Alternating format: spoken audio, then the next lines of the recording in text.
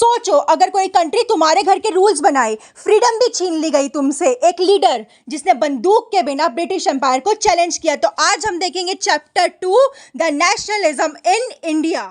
चलो अब तुम सोचो, अब से तुम्हारे घर के रूल्स तुम नहीं बनाओगे, कोई फॉरेन कंट्री डिसाइड करेगी तुम क्या पहनोगे, कितना टैक्स दोगे, क्या खरीदोगे और किस बात पर तुम्हें जेल भेज दिया जाएगा। कैसा लगेगा? गुस्सा आएगा। एग्जैक्टली यही इंडिया के साथ हुआ। उस टाइम पर ब्रिटिश रूल कर रहे थे इंडिया पे, लेकिन सबसे इंटरेस्टिंग बात यह है इंडिया ने दुनिया की सबसे पावरफुल एम्पायर को टैंक या मिसाइल से नहीं बल्कि ट्रुथ, यूनिटी, नॉन वायलेंस से चैलेंज किया और इस रेवोल्यूशन का नाम था नेशनलिज्म इन इंडिया। आज हम पूरा चैप्टर इतना इंटरेस्टिंग तरीके से समझेंगे कि हमें एग्जाम के टाइम पे रिवीजन करना भी इजी हो जाएगा। तो चलिए शुरू करते हैं। सबसे पहले एक सिंपल क्वेश्चन, नेशनलिज्म होता क्या है? बहुत लोग सोचते हैं नेशनलिज्म मतलब सिर्फ फ्लैग वेव करना, लेकिन ये कंप्लीट आंसर नहीं है।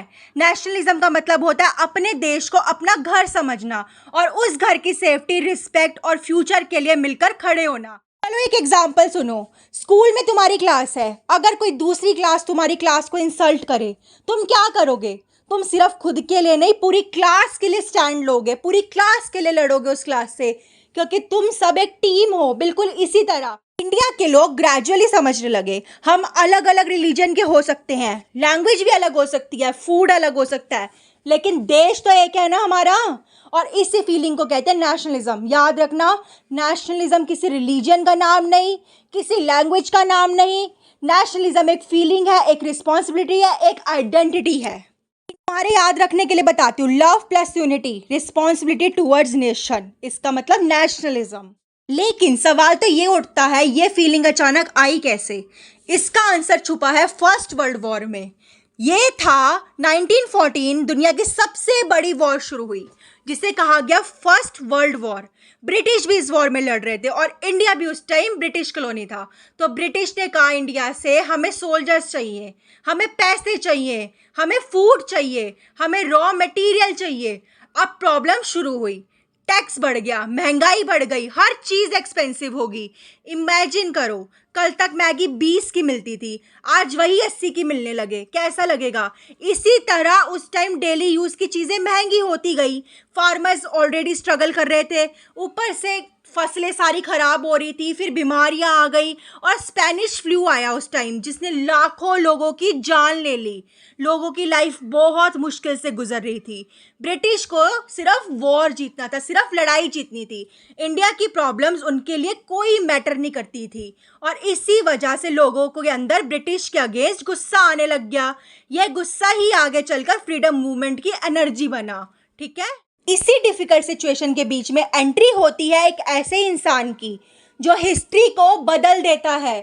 एंट्री होती है मोहनदास करमचंद गांधी जी के, जिन्हें हम महात्मा गांधी के नेम से जानते हैं। लेकिन Gandhi ji directly freedom fighter नहीं बने।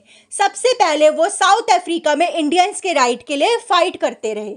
वहाँ उन्होंने एक पावरफुल आइडिया यूज़ किया जिसका नाम था सत्याग्रह।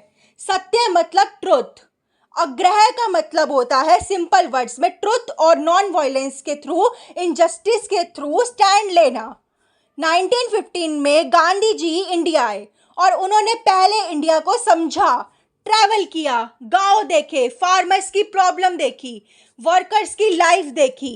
उन्होंने तुरंत मूवमेंट स्टार्ट नहीं किया था, पहले इंडिया को समझा, फिर सॉल्यूशन दिया। ये एक बहुत बड़ा लीडरशिप लेसन है स्टूडेंट्स। गुड लीडर पहले सुनता है फिर डिसीजन लेता है और गांधी जी ने भी वही किया। एग्जाम्पल देती हूँ, डॉक्टर ऑपरेशन करने से पहले पेशेंट्स की रिपोर्ट चेक करते हैं ना, जैसे वैसे ही गांधी जी ने पहले इंडिया को समझने से पहले सब कुछ देखा, फिर मूवमेंट को स्टार्ट किया। अब गांधी जी की पहली रियल टेस्ट शुरू होती है चंपारण में। गांधी जी 3 जगह मूवमेंट स्टार्ट करते हैं। पहला चंपारण, खेड़ा, अहमदाबाद, 3 जगह, 3 अलग प्रॉब्लम्स, लेकिन सॉल्यूशन सिर्फ एक, जो क्या? सत्याग्रह। चंपारण बिहार में है। यहाँ ब्रिटिश फार्मर्स को फोर्स करते थे इंडिगो उगाने के लिए। इंडिगो एक ब्लू डाई होती है, जिससे प्रॉब्लम क्या आती? फार्मर्स फूड क्रॉप्स उगाना चाहते थे, लेकिन ब्रिटिश बोलते थे नहीं, नील ही उगाओ, इनकम भी कम, लैंड भी खराब, फार्मर्स परेशान, गांधी जी आए, पीसफुल प्रोटेस्ट हुआ, इन्वेस्टिगेशन हुई और फाइनली ब्रिटिश को रूल्स चेंज करने पड़े। ये गांधी जी की पहली बड़ी सक्सेस थी, पहली जीत थी। अब चलते हैं गुजरात के खेड़ा की तरफ। यहाँ जो फसलें थी ना वो खराब हो गई थी, फार्मर्स के पास पैसे नहीं थे, इनकम नहीं थी, लेकिन ब्रिटिशर्स फिर भी टैक्स मांग रहे थे। सोचो अगर किसी स्टूडेंट्स के घर फाइनेंशियल प्रॉब्लम हो और स्कूल बोले फीस तो देनी ही पड़ेगी, कैसा लगेगा। एग्जैक्टली यही फार्मर्स के साथ हो रहा था। गांधी जी ने कहा जब क्रॉप्स ही नहीं हुई, जब फसलें ही नहीं हुई तो टैक्स क्यों। बहुत आराम से प्रोटेस्ट हुआ, फाइनली गवर्नमेंट को टैक्स कलेक्शन रोकना पड़ा। अब बात करते हैं अहमदाबाद के वर्कर्स की। फैक्ट्रीज में वर्कर्स बहुत कम सैलरी पे काम कर रहे थे, घंटे ज़्यादा दे रहे थे और सैलरी कम। वर्कर्स ने गांधी जी से हेल्प मांगी, गांधी जी ने स्ट्राइक सपोर्ट करी, वायलेंस नहीं हुई, कोई भी ऐसी चीज़ नहीं हुई जिससे प्रोटेस्ट बिगड़े। पीसफुल मूवमेंट हुआ और वर्कर्स को बेटर वेजेस मिले। तो इन तीन मूवमेंट से क्या सीखने को मिला। गांधी जी सिर्फ स्पीचेस नहीं देते थे, वो रियल लाइफ प्रॉब्लम सॉल्व करते थे। फार्मर्स, वर्कर्स, पुअर पीपल, सबको कॉन्फिडेंस मिला, हिम्मत मिली कि ब्रिटिश को पीसफुली चैलेंज किया जा सकता है, आराम से भी चैलेंज किया जा सकता है। और यहीं से गांधी जी की नेशनल लीडर बनने लगे। अब रॉलेट एक्ट देख लेते हैं। तुम सोचो अगर तुम स्कूल जा रहे हो, अचानक प्रिंसिपल तुम्हें बिना किसी रीज़न के सस्पेंड कर दे, कोई प्रूफ भी नहीं है, कोई सुनवाई भी नहीं है, ना तुम्हें अपनी बात बोलने का चांस, कैसा लगेगा। बिल्कुल अनफेयर लगेगा, बहुत गुस्सा आएगा। एग्जैक्टली यही रॉलेट एक्ट 1919 में हुआ। ब्रिटिश गवर्नमेंट को लगने लगा कि इंडियन में फ्रीडम मूवमेंट बढ़ रही है, ये लोग तो आज़ाद हो रहे हैं। इस लॉ के हिसाब से ब्रिटिश किसी भी इंडियन को बिना किसी रीज़न के अरेस्ट करते थे, बिना ट्रायल जेल में रखते थे, न्यूज़पेपर्स और मीटिंग्स पर कंट्रोल रखते थे। मतलब पहले जेल बाद में सवाल। ये लॉ डेमोक्रेसी के बिल्कुल ऑपोजिट था, इसलिए लोगों ने इसे ब्लैक एक्ट भी कहा। गांधी जी ने कहा अगर लॉ ही अनफेयर हो तो उसके अगेंस्ट पीसफुल प्रोटेस्ट तो करना हमारा हक है। उन्होंने पूरे इंडिया में हड़ताल सत्याग्रह का कॉल कर दिया, शॉप सारी बंद हो गई, लोग सड़कों पर आ गए, पूरा देश प्रोटेस्ट करने लगा। ब्रिटिश गवर्नमेंट घबरा गई एकदम से, ये क्या हो गया। और इसी टेंशन के बीच हुआ एक ऐसा इंसिडेंट जो इंडियन हिस्ट्री का सबसे सबसे सबसे पेनफुल चैप्टर बन गया। तो सुनो स्टूडेंट्स, जलियांवाला बाग इंसिडेंट में क्या हुआ। उस दिन डेट थी 13 अप्रैल 1919, जगह अमृतसर, पंजाब। उस दिन बैसाखी का फेस्टिवल भी था। तुम्हें पता है 13 को तो बैसाखी होती है। बहुत सारे लोग जलियांवाला बाग में इकट्ठे हुए, कुछ लोग फेस्टिवल के लिए आए थे, कुछ पीसफुल मीटिंग के लिए आए थे।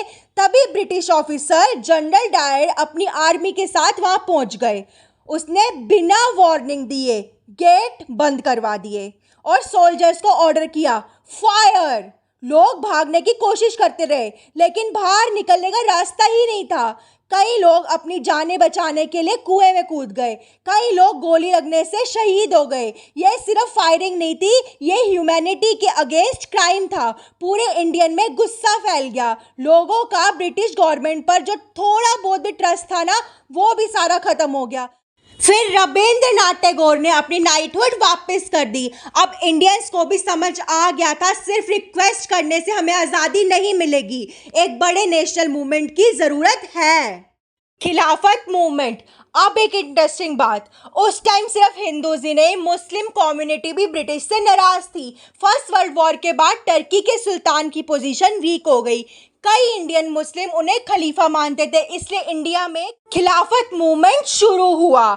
अली ब्रदर्स और दूसरे लीडर्स इस मूवमेंट को लीड कर रहे थे। अब गांधी जी ने एक बहुत स्मार्ट डिसीजन लिया।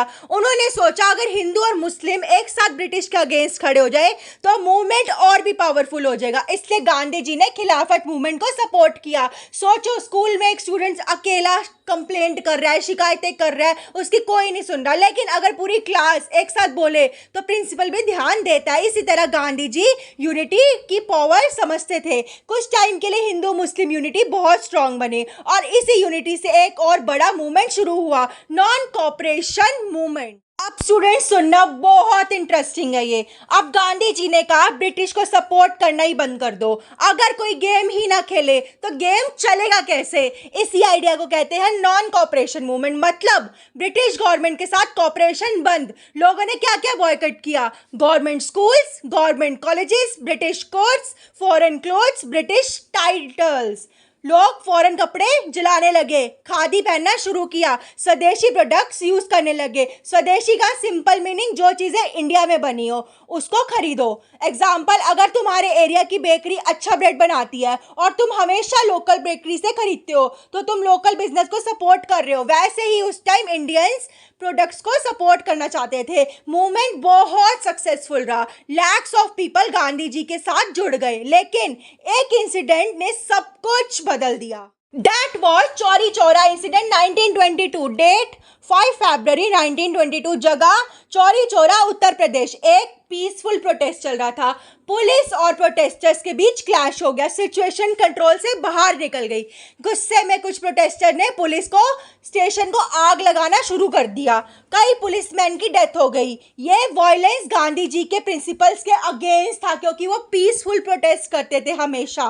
गांधी जी हमेशा कहते थे मीन्स भी उतने ही इंपॉर्टेंट है जितने गोल्स। ठीक है, अगर फ्रीडम वायलेंस से मिले तो सोसाइटी में हेट्रेड और बढ़ जाएगी।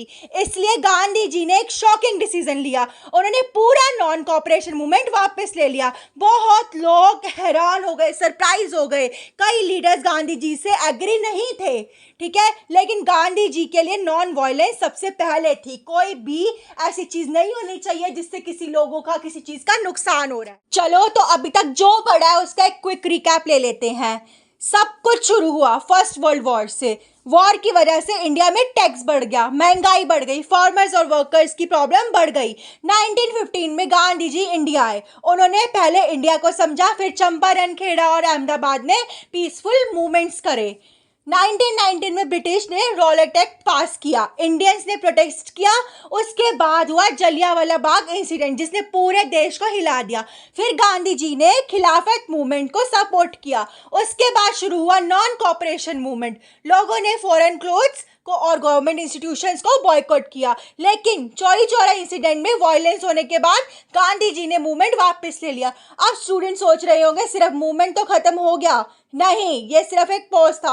अब शुरू होने वाली थी फ्रीडम स्ट्रगल की सबसे famous movement, civil disobedience movement. अब गांधी जी ने सोचा सिर्फ ब्रिटिश इंस्टीट्यूशंस को बॉयकॉट करना इनफ नहीं है। अब टाइम आ गया है अनफेयर लॉज को ओपनली तोड़ने का। लेकिन ध्यान रहे, वायलेंस के साथ नहीं, पीसफुली, आराम से। इसी मूवमेंट का नाम था civil disobedience movement. Simple language में, अगर कोई रूल अनफेयर हो तो उस रूल को पहले पीसफुली तोड़कर प्रोटेस्ट करना। आराम से तोड़ो पहले उस रूल को। एग्जाम्पल सोचो, स्कूल ने एक रूल बना दिया, हर स्टूडेंट को रोज 1000 रुपए या 100 रुपए फाइन देना पड़ेगा। क्या ये फेयर है? नहीं। अगर सारे स्टूडेंट पीसफुली से मतलब ये प्रोटेस्ट करे कि हम तो नहीं देंगे, तो इस रूल को स्कूल को तोड़ना भी पड़ेगा, बदलना पड़ेगा। एग्जैक्टली गांधी जी भी यही करना चाहते थे। अब क्वेश्चन था कौन सा लॉ तोड़ा जाए। गांधी जी ने चूज किया सॉल्ट टैक्स। स्टूडेंट सोचेंगे सिर्फ इतनी बड़ी मूवमेंट और नमक?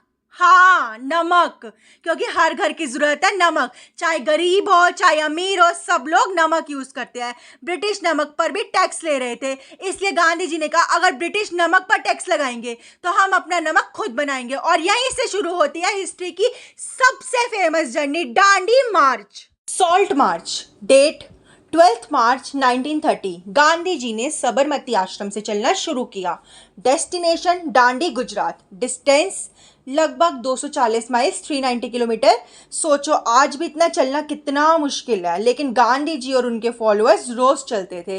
रास्ते में हजारों लोग मूवमेंट से जुड़ते गए। मीडिया ने भी इस मार्च को पूरी दुनिया में दिखाया। 24 दिन बाद गांधी जी दांडी पहुंचे। उन्होंने समुंदर के किनारे से नमक उठाया। बस एक मुट्ठी नमक उठाना और ब्रिटिशर्स का लॉ टूट गया। स्टूडेंट्स, ये सिर्फ नमक नहीं था, ये मैसेज था, हम अनफेयर लॉज नहीं मानेंगे। इसके बाद पूरे इंडिया में लोग नमक बनाने लग गए। कल जगह मतलब ऐसे होता था कि कई जगह लोगों ने फॉरेस्ट लॉस और टैक्स लॉस का भी पीसफुल प्रोटेस्ट किया था, लेकिन ब्रिटिश गवर्नमेंट ने हज़ारों लोगों को जेल भेज दिया था। लेकिन तब भी मूवमेंट रुका नहीं। कभी कभी क्या होता है ना, एक छोटी सी चीज़ भी बड़ा चेंज ला देती है। जैसे एक मैच स्टिक से पूरी कैंडल जल सकती है, वैसे ही एक मुट्ठी नमक ने पूरे देश में रेवोल्यूशन ला दिया। डिफरेंट डिफरेंट ग्रुप्स जिन्होंने मूवमेंट को ज्वाइन किया। मूवमेंट सिर्फ गांधी जी का नहीं रहा, पूरा इंडिया जुड़ने लगा। लेकिन हर ग्रुप की प्रॉब्लम अपनी थी। रिच फार्मर्स, अमीर किसान, इन्हें लैंड रिवेन्यू कम चाहिए था, लेकिन इनका टैक्स जो था ना वो ज़्यादा था, इसलिए मूवमेंट में आए। पुअर फार्मर्स यानी गरीब किसान, ये रेंट और डेब्ट दोनों से परेशान थे, ये भी चाहते थे इनको बेटर लाइफ मिले। बिजनेसमैन क्यों आए? ब्रिटिश इंपोर्टेड गुड्स इंडिया में बेच रहे थे, तो जो इंडियन इंडस्ट्रीज थी उनको नुकसान हो रहा था। बिजनेसमैन चाहते थे इंडियन इंडस्ट्रीज ग्रो करे, इसलिए उन्होंने मूवमेंट सपोर्ट किया। वुमेन क्यों आई? पहली बार बहुत सारी वुमेन घर से बाहर आई, मीटिंग अटेंड की, मार्चेस में पार्टिसिपेट किया, फॉरेन क्लॉथ को बॉयकट किया। ये इंडियन फ्रीडम स्ट्रगल का बहुत बड़ा चेंज था। ट्राइबल कम्युनिटीज़ क्यों आई? फॉरेस्ट लॉस की वजह से उनकी ट्रेडिशनल लाइफ में इफेक्ट हो रही थी, इसलिए उनको भी प्रोटेस्ट करना था, इसलिए वो भी आए। प्लांटेशन वर्कर्स क्यों आए?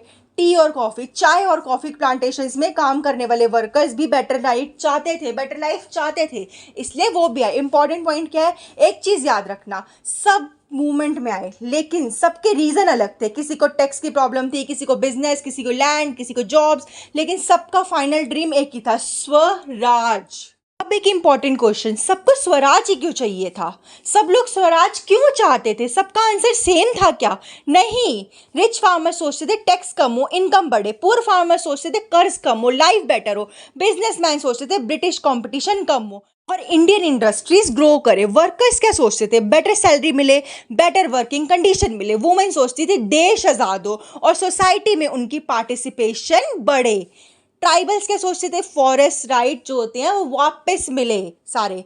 मतलब सबके ड्रीम्स अलग थे लेकिन डेस्टिनेशन एक ही थी, स्वराज। ये बिल्कुल क्रिकेट टीम की तरह था, बॉलर का अलग रोल, बैट्समैन का अलग रोल, विकेट कीपर का अलग रोल, लेकिन गोल टीम इंडिया को जिताना। वैसे ही इंडिया के अलग अलग ग्रुप्स के रूल्स अलग अलग थे, रोल जो थे सबके अलग अलग थे, लेकिन गोल एक ही था, freedom. Dalits and doctor B.R. Ambedkar. अब तक हमने देखा कि अलग अलग ग्रुप्स फ्रीडम मूवमेंट में जुड़ चुके थे, लेकिन एक इंपॉर्टेंट क्वेश्चन था, क्या आज़ादी के बाद सबको इक्वल राइट्स मिलेंगे? इसी क्वेश्चन को लेकर एक बहुत इंपॉर्टेंट लीडर सामने आए, डॉक्टर भीमराव रामजी अम्बेडकर। डॉक्टर अम्बेडकर दलित कम्युनिटी के राइट्स के लिए काम कर रहे थे। उस समय दलित कम्युनिटीज़ को बहुत डिस्क्रिमिनेशन, भेदभाव फेस करना पड़ता था। कई जगह पे क्या होता था, उन्हें स्कूल्स, टेम्पल्स यानी मंदिर और पब्लिक प्लेसेस में इक्वल ट्रीटमेंट नहीं मिलता था। Doctor B.R. अम्बेडकर का मानना था कि सिर्फ ब्रिटिशर्स से आज़ादी काफ़ी नहीं है, सोसाइटी में भी इक्वलिटी होनी चाहिए। इसी वजह से उन्होंने दलित्स के लिए पॉलिटिकल राइट्स की डिमांड की। सेपरेट इलेक्टोरेट्स यानी ब्रिटिश गवर्नमेंट ने कॉमनवेल्थ अवार्ड 1932 में दलित्स के लिए सेपरेट इलेक्टोरेट्स का प्रपोजल दिया। इसका मतलब था कि दलित वोटर्स को अलग रिप्रेजेंटेटिव इलेक्ट करेंगे, लेकिन गांधी जी को लगा कि इससे हिंदू सोसाइटी और ज़्यादा डिवाइड हो जाएगी, इसलिए गांधी जी ने येरवाड़ा जेल में फास्ट यानी व्रत शुरू कर दिया। बाद में गांधी जी और डॉक्टर B.R. अम्बेडकर के बीच एग्रीमेंट हुआ। इस एग्रीमेंट को पूना पैक्ट 1932 कहा जाता है। पूना पैक्ट में सेपरेट इलेक्टोरेट्स की जगह रिजर्व्ड सीट का सिस्टम एक्सेप्ट हुआ। मुस्लिम्स एंड नेशनलिज्म, स्टूडेंट्स ये टॉपिक एग्जाम में बहुत इंपॉर्टेंट है, इसको ध्यान से समझना। इंडिया के मुस्लिम्स जो थे एक ही पॉलिटिकल ओपिनियन के नहीं थे, अलग अलग लीडर्स और ग्रुप्स, अलग अलग उनके रिव्यूज व्यूज वगैरह थे, ठीक है। कुछ मुस्लिम लीडर्स कांग्रेस के साथ मिलकर फ्रीडम स्ट्रगल में एक्टिव थे, दूसरी तरफ कुछ पॉलिटिकल लीडर्स को फ्यूचर रिप्रेजेंटेशन और सेफगार्ड्स की चिंता थी। 1920 के दौरान खिलाफत मूवमेंट की वजह से हिंदू मुस्लिम यूनिटी का एक स्ट्रॉन्ग फेस दिखने को मिला, लेकिन बाद में पॉलिटिकल डिफरेंस बढ़ने लगे। इसी वजह से नेशनल यूनिटी को मेंटेन करना बहुत मुश्किल होता गया। एनसीईआरटी में 3 मेन पॉइंट है, कुछ पॉइंट्स है। सब लोग आज़ादी चाहते थे, लेकिन हर ग्रुप की एक्सपेक्टेशंस और पॉलिटिकल डिमांड्स अलग हो सकती हैं। अब आपका ये क्वेश्चन होगा कि इतने अलग अलग लोग एक नेशन जैसा फील कैसे करने लगे? Sense of collective belonging. एक नेशन सिर्फ मैप से नहीं बनता, एक नेशन फीलिंग से बनता है। फ्रीडम मूवमेंट के टाइम इंडियंस में कुछ सिंबल्स को अपनी यूनिटी की पहचान बना लिया। भारत माता, आर्टिस्ट ने भारत माता को इंडियन का सिंबॉलिक रूप दिखाया। यह किसी रियल पर्सन की फोटो नहीं थी, ये देश की एक कलात्मक आर्टिस्टिक रिप्रेजेंटेशन थी। नेशनल फ्लैग, फ्लैग देखकर लोगों को यूनिटी और फ्रीडम की फीलिंग आती थी। वंदे मातरम, ये सॉन्ग फ्रीडम और मूवमेंट का एक इम्पोर्टेंट सिंबल था। इसे लोगों ने मोटिवेशन और यूनिटी आती थी। फोक सॉन्ग्स, गांव-गांव में देशभक्ति के गीत गाए जाते थे। ये सॉन्ग्स लोगों को इंस्पायर करते थे। National symbols, maps, painting, slogans और पब्लिक मीटिंग ने इंडियंस को एक कॉमन आइडेंटिटी दी। एग्जाम्पल सोचो, आईपीएल फाइनल है, पूरा स्टेडियम टीम इंडिया का फ्लैग लेकर चिल्ला रहा है, चीख रहा है। सब लोग अलग सिटीज से हैं और लेकिन क्या हुआ, लेकिन उस मूवमेंट में सब एक टीम बन जाती है। वैसे ही फ्रीडम स्ट्रगल में के दौरान ऐसा हुआ, सारे सिंबल्स को देखकर, इन सब चीज़ों को देखकर सबके अंदर एक नेशनलिज्म की फीलिंग आई। चलो फटाफट से पूरे चैप्टर रिवाइज करते हैं। टाइमलाइन, 1914 में क्या हुआ, फर्स्ट वर्ल्ड वॉर हुई। 1915 में Gandhi ji returns to India. 1917 Champaran movement. 1918 Kheda and Ahmedabad movement. 1919 Rowlatt act and Jallianwala Bagh. 1920 non cooperation and Khilafat movement. 1922 Chauri Chaura incident. 1930 civil disobedience movement and Dandi march. 1932 में क्या हुआ, Poona pact. Important exam keywords में आपको बता देती हूँ कुछ। Nationalism, satyagraha, swaraj, swadeshi, boycott, civil disobedience, Dandi march, Poona pact and collective belonging. One line revision देती हूँ आपको। First world war created problems, उसमें क्या हुई, प्रॉब्लम्स क्रिएट हुई। गांधी जी आए इंडिया, चंपारण, खेड़ा, अहमदाबाद वाला एक्ट हुआ, रॉलेट एक्ट हुआ, जलियांवाला बाग हुआ, नॉन कॉपरेशन हुआ, चौरी चौरा हुआ, डिसोबीडियंस वाला मूवमेंट वाला जो हुआ, दांडी मार्च हुआ, डिफरेंट ग्रुप्स ने ज्वाइन करा इसको, पूना पैक्ट हुआ, कलेक्टिव बिलोंगिंग। आज हमने देखा कि इंडिया की फ्रीडम स्ट्रगल सिर्फ एक मूवमेंट नहीं था, ये लॉन्ग जर्नी थी। इस जर्नी में फार्मर्स थे, वर्कर्स थे, स्टूडेंट्स थे, वुमेन्स थी, बिजनेसमैन थे, ट्राइबल कम्युनिटीज़ थी और बहुत सारे लीडर्स थे। हर किसी की प्रॉब्लम अलग थी, हर किसी की एक्सपेक्टेशंस अलग थी, लेकिन सबका ड्रीम कॉमन था, स्वराज। इसी यूनिटी ने नेशनलिज्म को इतना पावरफुल बनाया कि ब्रिटिश एम्पायर को भी इंडिया छोड़ना पड़ा।